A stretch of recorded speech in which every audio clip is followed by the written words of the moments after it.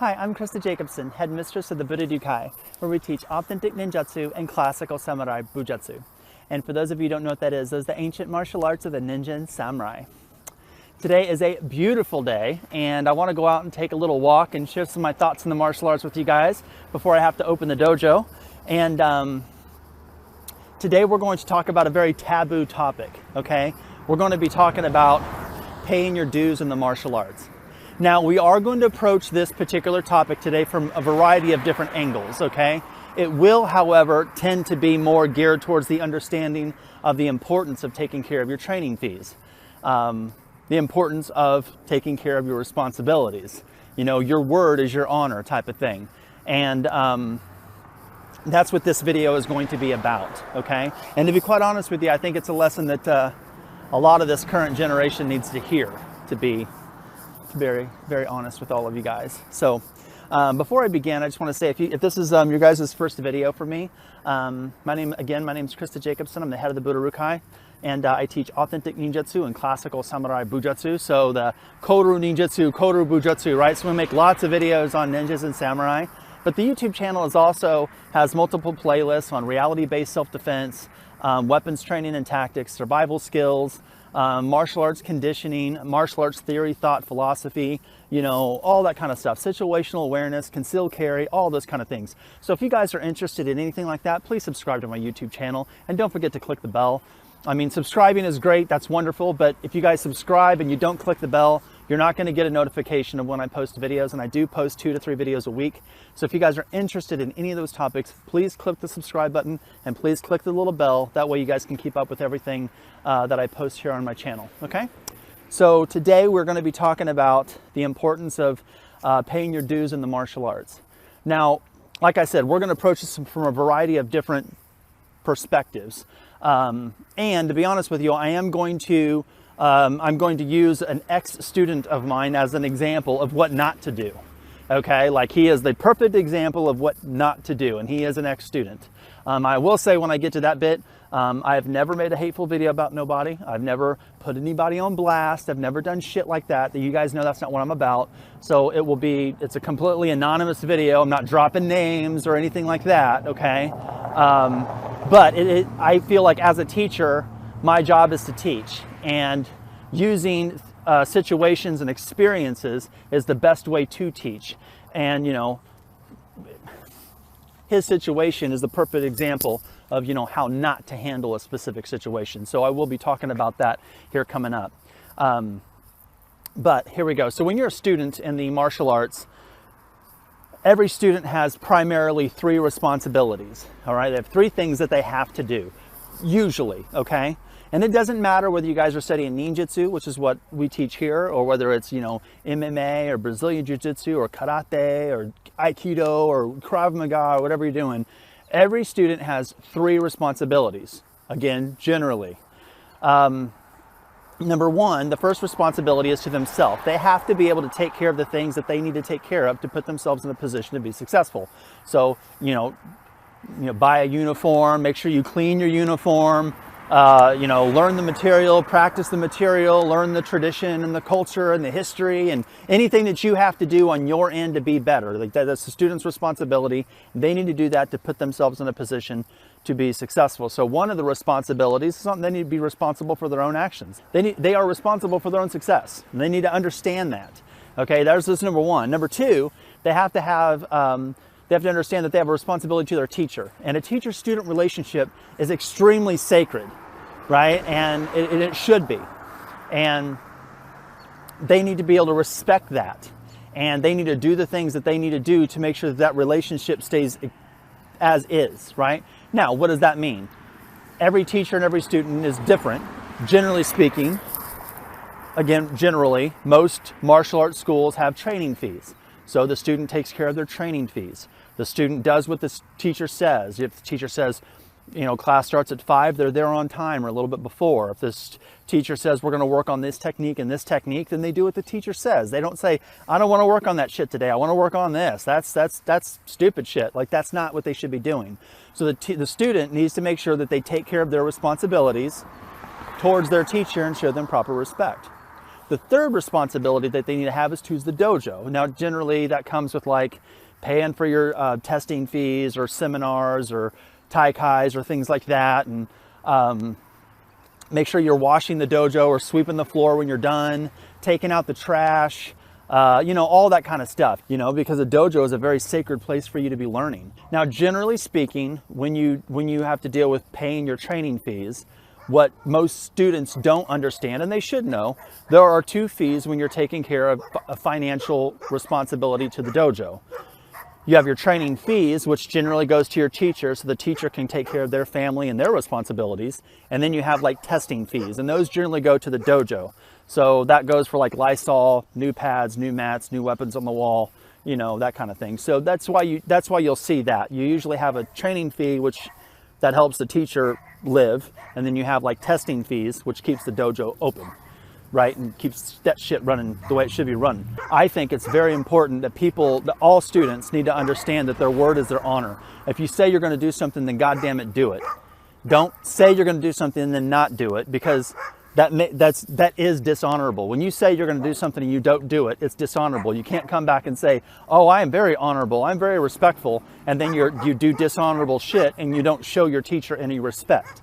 You can't do that. I mean, when it's time to take care of your training fees and then you don't take care of them, and then when your teacher has to ask you why, and you don't even say why, and you don't give them a heads up, and you don't say, hey, sensei, I'm going to be short this month, or blah, blah, blah, you're showing them no frickin' respect, and it's kind of dishonorable. You know what I mean? So don't do dishonorable shit and then say that you're a respectful person. When you don't show anyone respect, you can't say you're a respectful person. You can't be respectful being disrespectful to other people. Now, in my school, I want to talk about how it works kind of financially. Every school is different. So this one, I got to walk a little gray area on this one, because every teacher runs their school differently. There are schools that are ran where they have contracts, and you got to pay like as a contract and automatically comes out of an account. And then there are schools that don't have contracts, and it's kind of all based on the student bringing in their fees every month.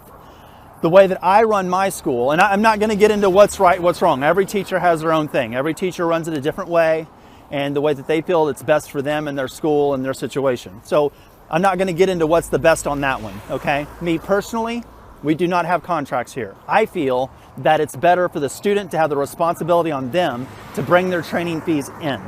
Training fees are due on the 1st. They're late at the 20th. Like, every student knows that here. So it's, they know that. And it's simple. You buy a month, you get a month. When the month is up, if you don't want to continue, you don't have to continue. If you want to continue, you buy a month, you get a month. That's just the way that works. Hopefully, if I'm doing my job as a teacher and I'm providing them with the education and the training that they're looking for, they continue to keep coming back. Now, some schools don't do that. Like I said, they have contracts and it's automatically deducted from a bank account and all that kind of stuff. I just don't think, for me, the way I am as a person and the things that I instill into my students and the things that I want them to do, I don't think that's a good approach with the philosophy of training that I have at my school. However, if a student does not want to continue their training, I think it's very important, and I do tell them all this. Let's say it's the 31st, it's the last day of the month, and you don't want to come back the next month. You need to pick up the phone and be like, Sensei, here's the bit. I want to take my training in another direction. I won't be coming back next month, or I lost my job, or finances are rough, or you know, my car has a flat tire and I don't have the training fees this month, or whatever it is, whatever the situation is, you know. But you got to pick up the phone and give me a call, or come see me face to face. We need to have that conversation. That's an honorable way of leaving. You know, let me know. You don't train the whole month and the next month don't show up, don't text, don't call. I call, you don't call me back. That's kind of a bullshit way of leaving, you know. Another thing is, here's one for you, and this is an important part of getting into this next little section of my little walk here. Remember when I said training fees, everyone pays on if you're going to come in for the month, you pay on the 1st, and then it's late on the 20th. So there's 20 days in the month where there's a big gap where students need to pay their fees. What you don't want to do is, like say in January, you're probably not going to have the fees in February, right? So you don't train the whole month of January, and then in February, you start training all the way to the 20th, and on the 20th, I got to call you up and be like, You know, do you have your training fees? You've been coming all month. Oh yeah, I just don't have that. You don't train for 3 weeks out of a month and then all of a sudden, you know, not have your training fees when it's time to pay, because that's just not the way it works. Let me get out of the way of someone running here. Another thing that really, I want to throw this out there too, again, before we get into a specific story here. When you are paying a monthly contribution or whatever, a donation or your monthly training fees or whatever, regardless of what it is, you need to make sure that you take care of that. You're making a commitment. When you commit to something, you need to take care of that. That's just simple. Let's say that you guys are on a health club membership and it's like $1 a day type of thing and it's $30 a month. So you're paying $30 a month to go to the gym. You can't walk into the gym when you've already made a commitment at $30 a month and then say, you know what, I only came one day this month. Instead of the $30, can I just pay you $1? Will that be okay and we're good? You don't do that ghetto shit. If you made the commitment of $30 a month and that's what the contract is and that's the agreement, you pay your 30 bucks. Whether you went one day or whether you went 30 days. That's just the way that is. You can't go into a goddamn bakery and be like, I like the loaf of bread that you got there. What, you got 20, 25 slices of bread in there? I only need 2 for a sandwich. So how about I give you 15 cents, you give me 2 slices and we're good. You know what I mean? No, you buy the fucking loaf of bread. And if you don't use the loaf of bread before it expires, that's your fault. That's the way it is. And here at the dojo, everyone at my school, again, I'm just talking about what we do here. You buy a month, you get a month. Now there are different packages. It depends on how many times you want to come into the training. You want to train 2 days a week, 3 days a week, 4 days a week? Do you want to train unlimited? You know, we have lots of different packages, but regardless of it, you choose how much you want to train, and it can go from here to here. You choose which monthly training fee you want to do, and you could change that every month, depending on how much money you have or how little money you have. But if you're coming and you show up, you pay your training fee. Simple. So, how not to handle a situation with training fees, right? And a lot of you guys, when I tell you guys a story about the next student of mine, I'm gonna be honest, a lot of you guys are gonna be like, well, what the fuck did you do that for? Why did you constantly let him do that? Why'd you keep doing that? And when I tell you this story, honestly, I don't know why I kept doing it. I don't. But I did because at the time, in the moment, I felt like it was the best thing to do as a teacher to help the students. So when I say this, I get it that a lot of you guys are gonna be like, well, what the fuck do you keep doing it for? It is what it is. So here we go. I have an ex-student, no longer here, again anonymous, and he started when he was a teenager. And he off and on in the teens, off and on in the 20s, even into the 30s. And as he's training in his teenage years, there are many times he would start and he would come in, and then remember I said how that 1st to 20, you know, here you're coming into a new month and you train, and then he'd quit somewhere in the middle of the month somewhere, and then he wouldn't pay for that month, but he quit. And he did that a couple, 2, 3, 4, 5 times in his teenager, and I kept letting him, it's like, okay, now you didn't pay for the last month you were here, but you know, you need to make sure that you take care of your responsibilities, because this is kind of bullshit. You keep putting me out, you know what I mean? You keep leaving me out to dry on this end, and that's not correct. That's not the correct way you should be conducting yourself. He's a teenage kid at the time, you know what I mean? I didn't feel like, and given his situation, I didn't feel like it was the best thing for me to do, to be like, you know, get the fuck out. So yeah, this individual stuck it to me, you know, 2, 3 times in his teens, you know, going into the early 20s. You know, he did. But again, I swallowed it because I was trying to help this young individual train and give him the opportunity to train and teach him right from wrong. And then he gets into his 20s and all this kind of stuff, and that's when it really got bad, because then he did it a couple times, and when he did it in his mid-20s to late 20s, and again, I'm leaving the personal shit out because there was things going on in his personal life that was very rough, and I'm not deleting, I'm just not going to implement personal shit into the video here. However, even that still doesn't condone the fact that there was no phone call. Sensei, I'm short on money. I ain't got no money. What's going on? You know, what can we do?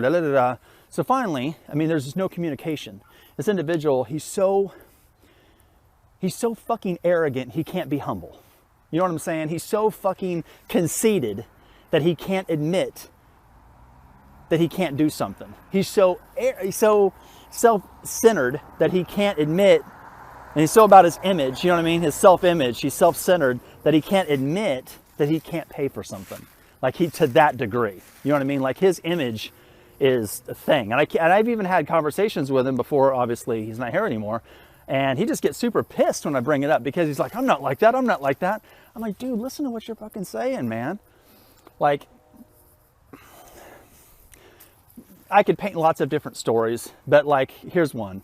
Like one time he had an issue to where he needed some like surveillance cameras and stuff. You know what I mean? He wanted to tape some things. He thought some things were going on in his house and he wanted to tape some things. Again, I'm being generic. So one of our students has extra cameras and said, here, you can use these cameras, bring them back when you're done, right? Okay, so the student used the cameras for what he thought was going on and he never brought them back. And the student that let him borrow those cameras, he trained with for months after that particular student let him borrow those cameras. Trained with him for months. He never brought them back. Why? I'll tell you one reason why, because this individual doesn't think of anybody else other than himself. That student shouldn't have to say, hey man, can you bring back my cameras if you're not using them? You know what I'm saying? And he knew that this was a borrow thing, bring it back. He never did. Because he doesn't think of anybody else other than himself. Into his 20s, he had this big problem, and finally I'm like, dude, we keep running this financial problem. This is getting to be a pain in the ass. You keep putting me out. Leave me out to dry.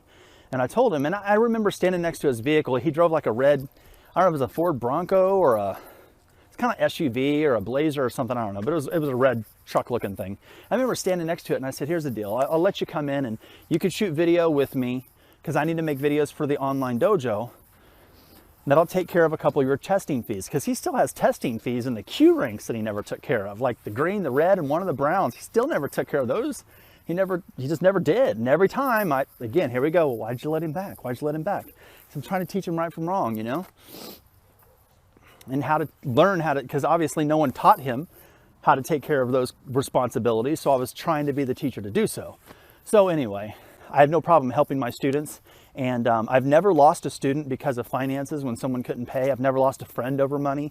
I've never lost a student over money. In fact, most of you guys, even if you're in the online ninjutsu dojo, most of you guys know I've even helped you a little bit when, you know, if you guys have earned rank and, you know, you've paid your dues and you've trained hard, I've even extended myself helping you guys that's in the online dojo. You're not even here at the Hanbu.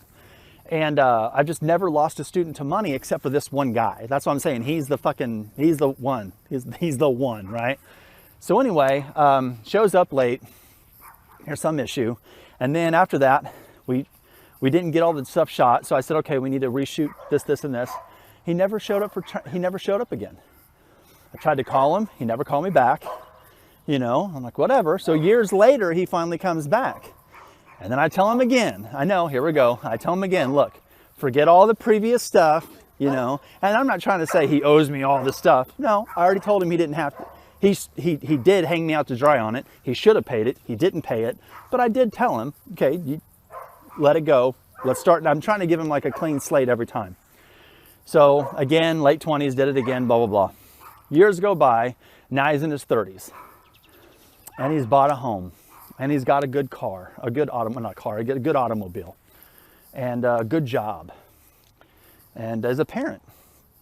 And I'm thinking, okay, life is a way better teacher than I am. You know what I mean? Life is the best teacher in the world. It will beat your fucking ass. So I'm like, hopefully by now he's got his shit together. So I say, okay, here's the deal. You make sure you take care of your responsibilities. Training fees are due here, da-da-da-da-da. Here comes time for testing. And again, okay, you're gonna take care of, you know, a teacher shouldn't have to keep asking their student to take care of their training fees, take care of their testing fees. Don't forget to take care of this. Like, he's the only one, you know what I mean? And then finally, how does it end? Let's get to this, let's get to the point. How does it end? It ends with me calling him again. Hey, it's time to take care of your thing, time to take care of your training fees and da-da-da-da. Oh, this happened. Okay, well, that doesn't have anything to do with you taking care of your training fees. You showed up this month, so you know, now, and this also happened. Okay, well, you know what I mean? And right there, this moment, I was just like, you know what? It's like the fucking 10th time this has happened with this same individual. He doesn't give a shit about me or the school. He clearly is just milking me And whenever, and he hasn't learned a damn thing.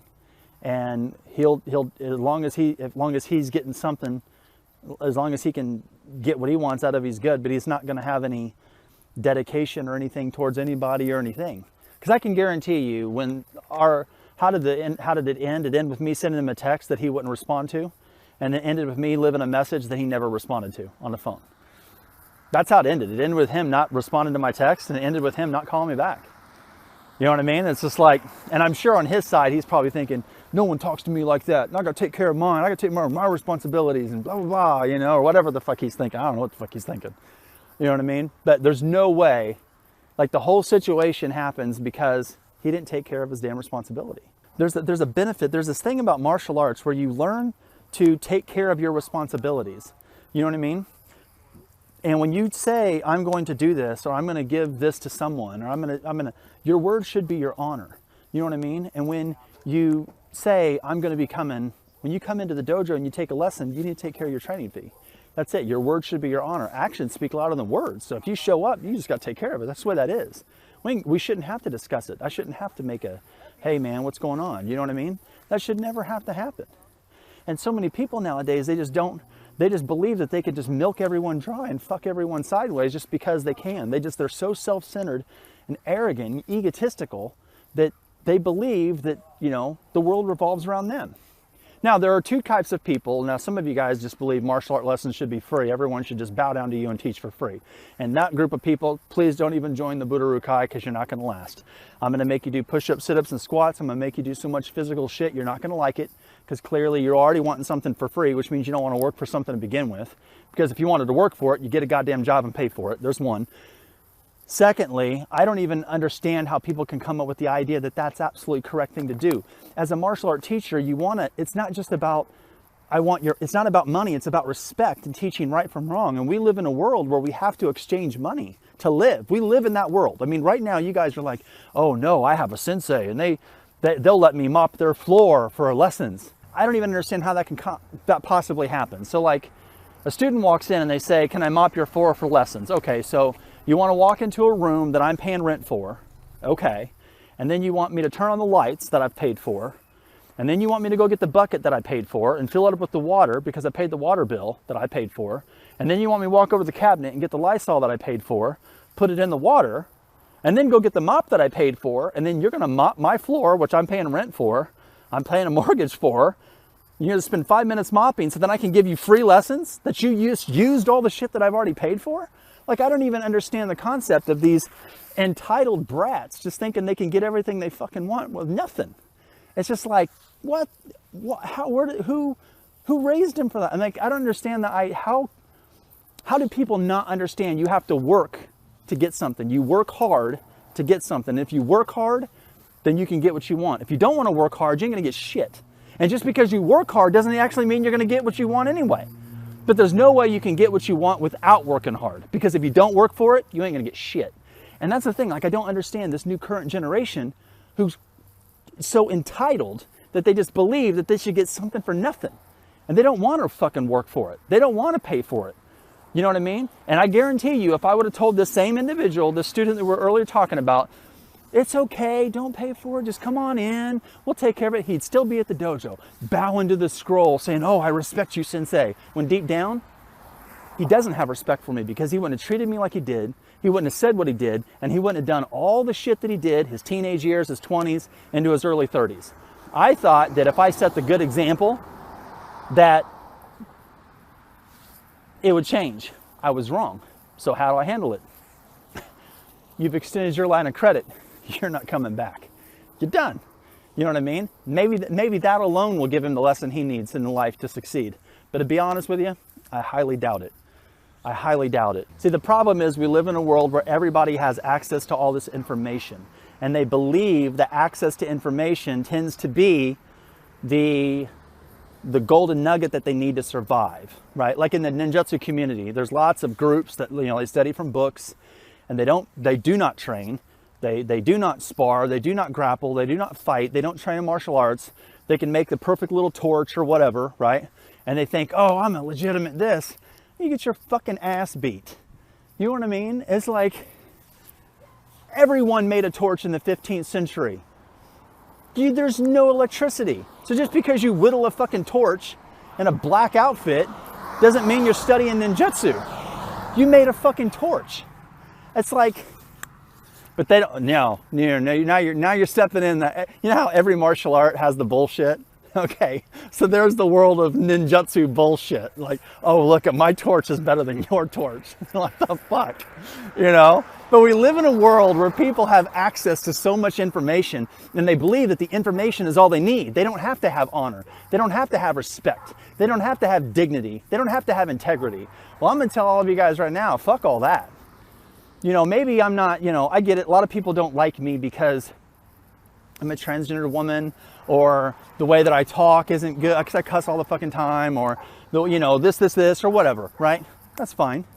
But in damn one of them, if you're in the world of ninjutsu, and again, there's all these different kinds, but if you're in the world of ninjutsu, if you're anywhere in the world and you study ninjutsu, you know who I am. And whether you like me or whether you just hate my guts for some stupid, I promise you it will be a stupid, prejudiced reason. It won't be because of my skill set. That's for damn sure. Because if you judge me by my skill set and the way that I teach and what I put out there, I am one of the best in the world at what I do. Absolute. I stand 100% by that. Now, people may not like me because I'm transgendered or whatever. That's your own personal prejudice, bigotry that you got to get over. You know what I mean? Because it doesn't, the person on the other side of that fucking weapon, you know, that ain't going to matter when you're getting your ass whooped. There's another little fun fact for you. But we live in a world where people don't have to have honor or respect or dignity or integrity. So all they have to do is like, you know, oh, I'm going to do me and I'm all about me and I'm all about me. And that's the problem. We live in a world full of shit. And here I am trying to do the best I can. And to be honest with you, about 2 years ago, we're in 2020 now, 2 or 3 years ago, man, I started cutting shit off at the top, not the bottom. See, a lot of times what people do with martial art organizations, they'll cut at the bottom. You know what I mean? Because the top usually looks better. Nah, fuck that. I started seeing where some of my students were going. I didn't like it. I cut off from the top. And then all the students that were underneath all these people that were like, you know, running to school here or a black belt here or running to school there. Oh shit, she fucking let them all go. Oh yeah, and this is why. Because I stand for this and this is what I want. And if you're not going to stand for honor and respect and dignity, then you need to get the fuck out.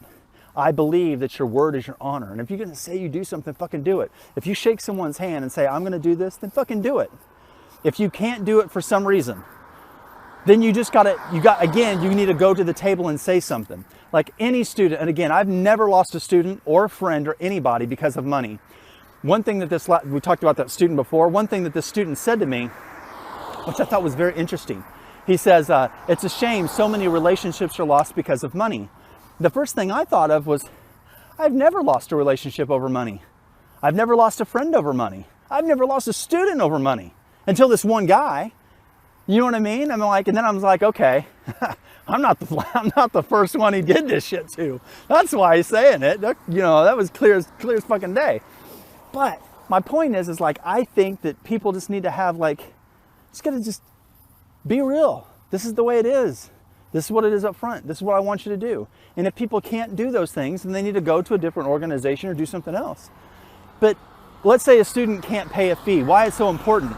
That's why it's important, because you taking care of your responsibilities, a martial arts student should understand how important that is. They are paying their teacher because they're taking care of their teacher. They're taking care of the dojo. They're training. They're putting themselves below something so they can acquire something. They're working hard for something so they can have something. And this idea of hard work to get something is a crucial lesson in life that so many kids nowadays don't want to fucking learn. They don't want to work for anything anymore. And that's the reason why a lot of these kids are in the place that they are, because they have no goddamn idea of discipline and respect and honor. And it is a very crucial lesson in martial arts. So I'm not saying, okay guys, here's the deal. You need to pay your training fees. Okay, I'm saying that, but I'm not saying it because it's because it's the business. It's not about money, it's about respect. The majority of martial art teachers would never turn a student away if the student asked for help. That's all I'm asking for. If this same individual would have said, call me on the phone, Sensei, I'm gonna be short this month. I know training fees have to be in by the 20th because that's when all your bills are taken out in your bank account. I got it, but I'm going to be short. What can we do? What can I do? Problem is there's no communication. Dude don't want to talk about nothing. You know, he don't make mistakes. And if you don't talk about it, then ain't a problem. If you don't talk about it, it doesn't exist. That's not the way to handle a problem. Communication is goal. And every martial art teacher wants that out of their students. They want to see, because ultimately martial arts is about busting your ass and learning by mistakes. When you go and spar, do you really think the first time that you spar, you're going to do good? Fuck no. You go in there and sparring for the first time, you're going to get your ass whooped. You first do a kata. Are you going to do the kata good? Fuck no. You're going to start your kata and you're going to fuck it up. You learn by mistakes. And those mistakes are crucial lessons, because by fucking up, by making those mistakes, the teacher can step in and say, okay, this is how we can make it better. Same thing. Martial arts is a teacher of life. Sensei, job didn't get me 40 this week. They only gave me 35. I'm going to be short on lessons. Can I make up in 2 more weeks on my paycheck? Can I pay you then? Hell yes, 100%. Thank you for the phone call. Thank you for being respectful. That's a great way of doing it, because it's about life skills. That's not about the fucking $50 or $75 a month that you would have paid for a fucking training fee. Do you know what I'm saying? It's about respect. And when you don't respect someone to the point where you don't even want to tell them what's going on, they're expecting you to take care of something because it's your responsibility, and then you don't even respect them enough to even call them and let them know, that is disrespectful. And it just seems like we're in this world where disrespect tends to be the norm. And it's like, why does that have to be the norm? What happened to just living your life with honor? Anyway, there's your guys' lesson for the day. Hope you guys enjoyed it. Again, if this is your guys' first video of me, I'm Krista Jacobson. I'm the head of the Budo Rukai. If you guys are interested in authentic ninjutsu and classical samurai bujutsu, please check out my website at www.budodyuninjutsu.com.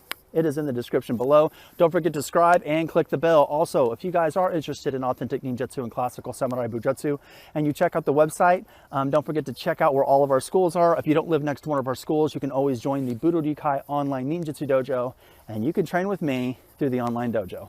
So yes, that's how we'll work that. So thank you guys very much. I do appreciate it. And until next time, take care, be safe, and good luck in your journey of Budo. Blessed be.